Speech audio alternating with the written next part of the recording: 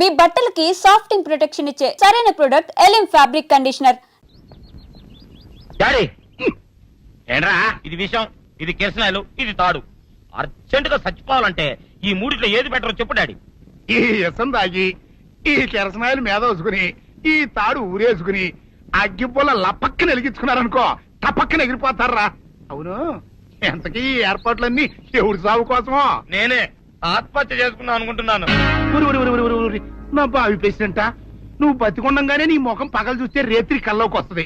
అట్టానికి నువ్వు సచ్చి దెయ్యమయ్యావనుకో దెయ్యాలు కూడా బెదిరి సస్తాయి. నువ్వు సచ్చకరా చచ్చుతా. సచ్చకరా. నేను చచ్చుతా. అయినా అంత అర్జెంట్ గా సత్తాల్సిన కర్మ నీకేంట్రా ఇప్పుడు? ఎందుక నేను పిల్లను లవ్ చేశా. ఆ పిల్లను నేను పెళ్లి చేసుకుంటానంటే నువ్వు నో అంటావు. నేను నీ మాట వినను అంటే ఆ ఆస్తి కవర్ ఎవరికైనా ఇచ్చేస్తాను అంటావు. నువ్వు ఇచ్చేసే ఆస్తి కవర్ కంటే నేను ఇచ్చేసిన మనసే నాకు ముఖ్యం.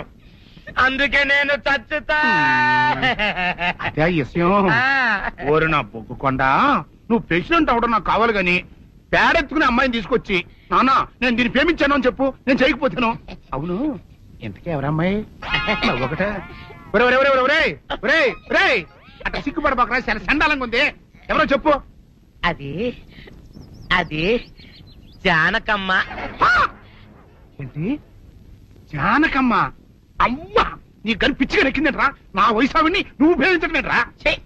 జానకమ్మ కాదు డాడీ, ఆవిడ మనవరాలు సౌందర్యను ఆవిడ మనవరాలా? నా ఎదుకల్లో నా బొగ్గు కొండ కదే. రే, జానకమ్మ గారితో ఇయ్యమందడం అంటే నేను మాత్రం కాదంటని చెప్పు. వెంటనే వెళ్ళి వాళ్ళతో మాట్లాడి ఆ ముఖరథం పెట్టించుకొస్తా. అబ్బా, కింద ఒత్తులు తీసేసి ప్రాణాలు తీసేస్తున్నావు డాడీ. ముఖరథం కాదు డాడీ, ముహూర్తము. ముహూర్తము అదేలా ముఖరథము, అదే పెట్టించుకొస్తా. డాడీ, నేను ఇంకో డాడీ కాకుండా నీకే పుట్టినందుకు నాకు పిచ్చి హ్యాపీగా ఉంది డాడీ. ఆనందమానందమాయనే ఈ అందగాడు పెళ్లి కొడుకాయనే. తాతబ్బాయి గారు, ఈ శుభ సమయంలో మీకు విషయం చెప్పాలండి. మా బుల్లిరాజు గారు పుట్టినప్పుడు నా గురించి డాడీ చెప్పు చెప్పు చెప్పు. మా బుల్లిరాజు గారు పుట్టినప్పుడు మా ఆవిడికి పురుడు పోసిన మంత్రసాని ఈయన్ని చూసి పుట్టింది పంది పిల్లేమో అనుకుని అని అడిచి ముడిచిపోయిందండి. డాడీ ఇప్పుడు ఎవరినెందుకు? ఊరుకోవా, మన జీవితాల్లో గొప్ప ఈ చిత్రాలు జరిగినప్పుడు 10 మందికి చెప్పుకోవాలా. ఇప్పుడు మంత్రసాని మూర్చిపోయింది కదండి. ఇకపోతే మా ఆవిడ ఎట్టని సేపుల్లే నా కొడుకుని కన్నానని బెంగపడి పురిటి స్థానం అవ్వకముందే చచ్చిపోయిందండి. డాడీ, నేను నీ కడుపున పుట్టపట్ట కదా నాకు ఈ ఫేస్ వచ్చింది. నేను ఇంకొక నాన్నకు పుట్టిన అందంగా నన్ను పుట్టుండేవాడిని. ఇక చూడు, కాకి పిల్ల కాకి ముద్దురా. నీ మొహం ఎప్పుడు నాకు ముద్దొత్తనే ఉంటుందిరా కన్నా. ఇకపోతే మా ఆవిడ చచ్చిపోయింది కదండి. ఈయన్ని ఎత్తుకోవడానికి వచ్చిన పని పిల్లలండి ఈయన చూసి దడుచుకుని పరుగో పారిపోయేవారండి. అసలు ఈడికి ఈ జన్మలో పెళ్ళవుద్దా అని నేను ఈ ఆడవని రోజు లేదనుకోండి. అట్లాంటిది మా బుల్లిరాజు గారికి మీ అమ్మాయితో పెళ్లి కుదరటం నిజంగా మా అదృష్టం కదండి. ఎంత మాట, మీలాంటి వారితో వీయమంతరం మా అదృష్టం. చాలవరకండి, అంత మాట్లాడతారు. పొంతులు గారు మొకరదం పెట్టేయండి. అయ్యా, ఈనాటికి సరిగ్గా 4వ రోజుకు ఓ మంచి దివ్యమైన ముహూర్తం ఉంది. అయితే అదే కాయ చేసేయండి. ఏం డాడీ? అట్లాగే. ఏమండే, మా ఓడికి పెళ్లి ఖాయం అయితే మా నూరు దేవాలయంలో దేవుడికి అభిషేకం చేయిస్తానని మొక్కుకున్నానంటే ఆ అభిషేకం ఇలా జరిపిస్తున్నాను. మీరందరూ పెళ్లి కూతురు తీసుకుని తప్పకుండా రావాలి. అమ్మో జానకమ్మ, నువ్వు కూడా తప్పకుండా రావాలి. ఎంత మాట? తప్పకుండా వస్తాను. అట్లాగేనమ్మా, వస్తామండి. వస్తానండి. మంచిది. అమ్మా, పల్నాటి నాగమ్మ లెవెల్లో పథకాలేసి ఈ పెళ్లిని జరగొడదామని చూసావు. అది తెలుసుకోలేనంత ఎదవని కాదు నేను. మీ అందరికీ తెల్లారదాకా టైం ఇస్తున్నా. నా కొడుకుని ఎక్కడ దాచారో చెప్పకపోతే మీ అందరి బతుకులు తెల్లారిపోతాయి. నిజంగా బుల్రాజు అయ్యాడో మాకు తెలియదండి. నేను ఇంకేమీ దలుచుకోలేదు. మీకు ఇచ్చిన గడువు లోపల మీరు నిజం చెప్పాలి, అదే నేను వినాలి, అంతే.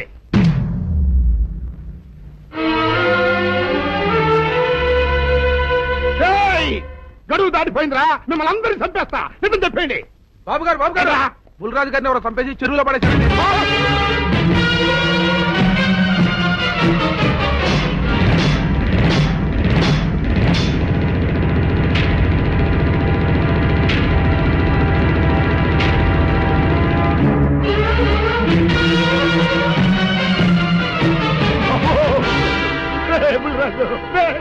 ధర్మానికి మారుపేరైన మీ కన్న కొడుకు మీద ఎవరు పగ పెంచుకున్నారో గాని మొహం నామరూపాలు లేకుండా చెక్కేశారు బాబా. నిన్ను ఈ ఊరి ప్రెసిడెంట్ చేద్దాం కదా అని ఎన్ని కలలు కన్నారా. అప్పుడే నీకు నూరేళ్ళు నిండిపోయినాయిరా. బుల్లిరాజు వచ్చారండి పెరగారు. రండి చూడండి, ఈ ఘోరం చూడండి. పెద్ద మనుషులు అనుకున్న వాళ్ళందరూ కలిసి పన్నాగం పన్ని నా బిడ్డను పొట్టను పెట్టుకున్నారండి. నా బిడ్డ సాగు కారణమైన వాళ్ళు ఎవ్వరూ బతికి బట్ట కట్టడానికి వెళ్ళలేదండి. ముఖ్యంగా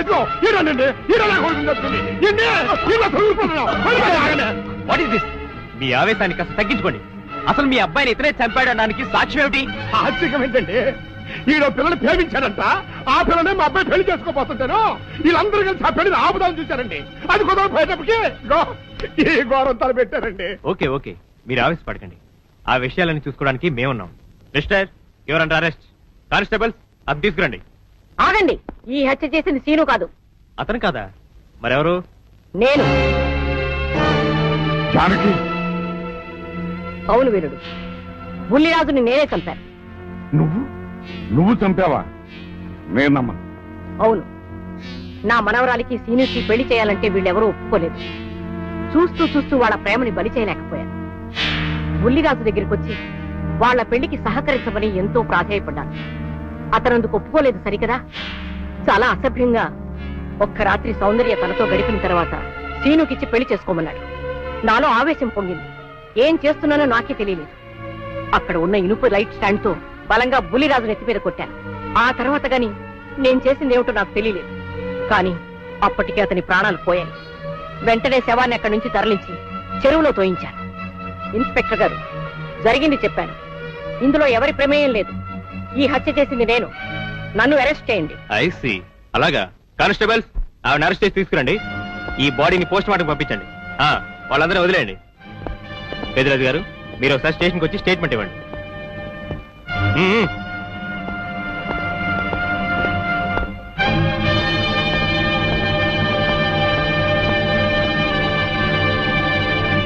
చెప్పు జానకి, ఏం చేయాలో చెప్పు. నా మెళ్ళో ఉరితాడు పడేలోగా నా మనవరాలి మెళ్ళో నీ మనవడు పసుపుతాడు కట్టాలి. అలాంటి మాట్లాడక జానకి, నేను భరించలేను. నీకేమీ కాదు, పట్నం వెళ్ళి మంచి లాయర్ని మాట్లాడతాను. ఎలాగైనా సరే నిన్ను బయటికి తీసుకొస్తాను. నువ్వు నన్ను కాపాడే ప్రయత్నం చేస్తే నీ మనవడు ఉరికమ్మ ఎక్కుతాడు. ఏమిటో అనేది? ఈ హత్య నేను చేయలేదు. మరి సౌందర్యని పెళ్లి చేసుకుంటే నిన్ను చంపేస్తానని బుల్లిరాజుని గుళ్ళో బెదిరించాడు కూడా సీను. ఈ పరిస్థితిలో సీనుని అరెస్ట్ చేస్తే సాక్ష్యాలన్నీ అతన్నే హంతకుడిగా నిరూపిస్తాయి. సీనుకి శిక్ష పడితే నా మనవరాలి గుండె పగిలిపోతుంది. అందుకే ఆ జంట దూరం కాకూడదని ఈ హత్య నేనే చేశానని నేరం నా మీద వేసుకున్నాను. జానకి, నా మనమని బతికించడం కోసం నువ్వు ఉరికమ్మ ఎక్కుతావా? లేదు వీరు, నీ మనవని బ్రతికించడం కోసమే కాదు, ప్రేమని బ్రతికించడం కోసం, ప్రేమికుల్ని కలపడం కోసం. జానకి, సార్, మనుషులు శాశ్వతం కాదు వీరు, ప్రేమ ఒక్కటే శాశ్వతం. మన ప్రాణాలిచ్చైనా ప్రేమని బ్రతికించాలి, వాడిని దంపతులను చెయ్యాలి. అదే నా కోరిక. చేస్తావు కదూ?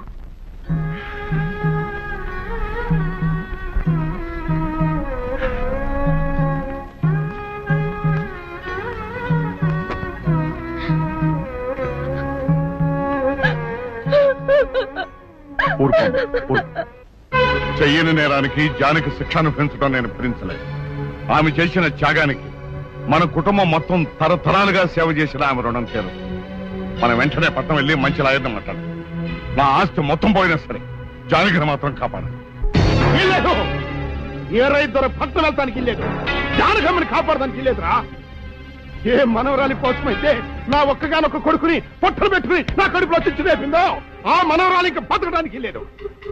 అది ఎక్కడ కనపడితే అక్కడ ముక్కలు ముక్కలు కింద నరికేయండి.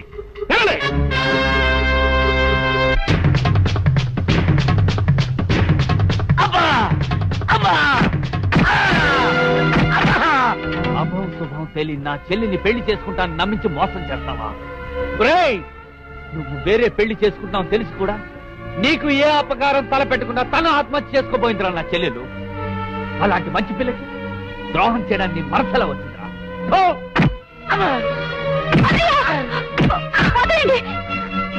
పుల్లిరాజుని జానకమ్మ చంపేసిందనుకుని సౌందర్యని సీనుని చంపమని మనుషుల్ని పంపిస్తున్నాడు పెద్దరాజు.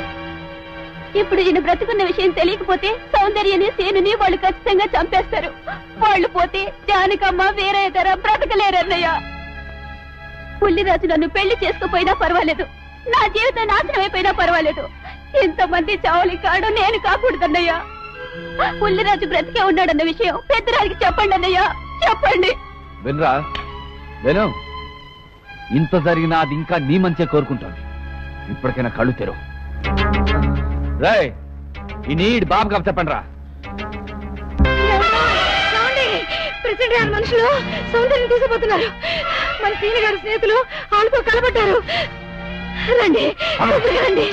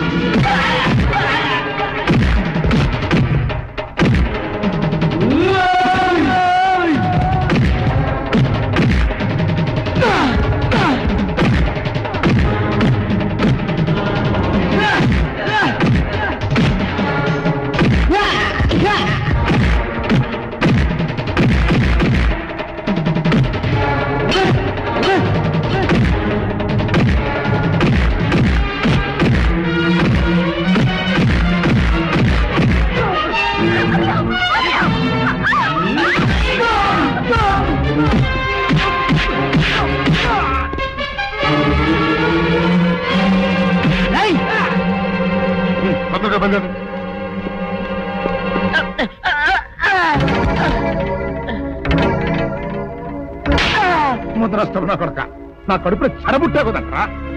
ఎంతకన్నా నువ్వు చచ్చినా బాగుండేది. నువ్వు నిజంగా చచ్చావు అనుకుని ఆ పిల్లలు కూడా చంపేమని మనుషులు పంపించారు కదట్రా. అమ్మా గౌరీ, మా ఊరు చేసిన ఏదో పనికి నేను క్షమాపణ కోరుకుంటానమ్మా. పెద్దవారు అంత మాట అనకండి. ఏంట్రా సిగ్గు లేకుండా ఇంకా నిలబడదొస్తావు? లగెత్తులు పోలీస్ స్టేషన్కి వెళ్ళి నేను ఇంకా బతికుండే తెచ్చాను అని చెప్పి జానకమ్మ నిడిపించుకురా. ఆ పిల్లకేం కాకుండా నేను చూసుకుంటా. అతను నిలబడతావురా పో.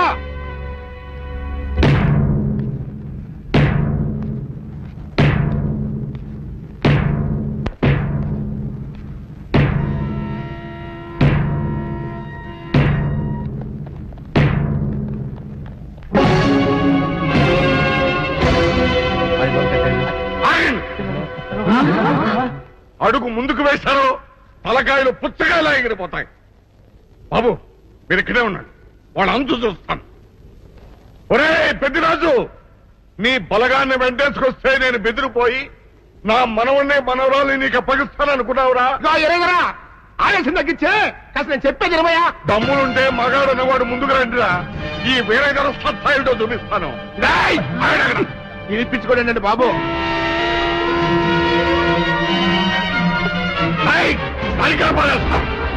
తలకాయలు ఎగిరిపోతాయి.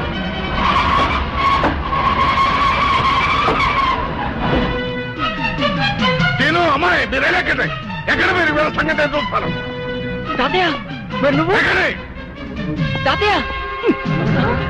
పెద్దరాజు ఎగిరిపోతాయి. ఎక్కడెక్కడ వస్తున్నారు?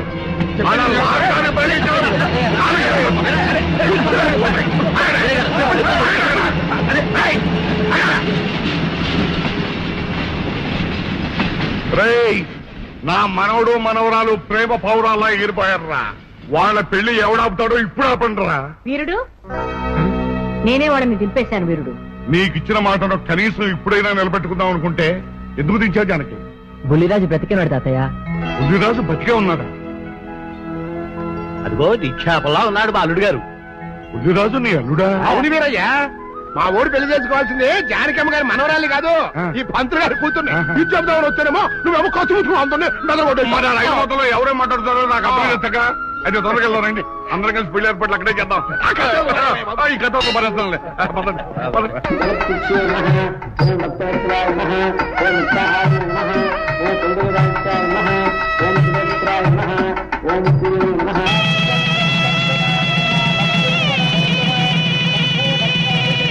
అంతా బాగానే ఉంది కనత్తయ్య. నాకు అంతు పట్టని విషయం ఒకటే, ఇంతకీ నువ్వు చంపింది ఎవరిని? మీ అత్తయ్య ఎవరిని చంపలేదు, అంతా ఉత్తుదే. మరి ఆ చెరువులో దొరికిన శవం? నేను చెప్తాను. కొత్తపల్లి నుంచి ఇప్పుడే మాకు రిపోర్ట్ అందింది. ఆ శవం ఆ ఊరు వాడిదేనట. పెళ్లి కొడుకు తరపు వాళ్ళకి పెళ్లి కూతురు తరపు వాళ్ళకి జరిగిన ఘర్షణలో అతను చంపేసి ఆ శవాన్ని మీ ఊరు చెరువులో పారేశారట. అది విషయం.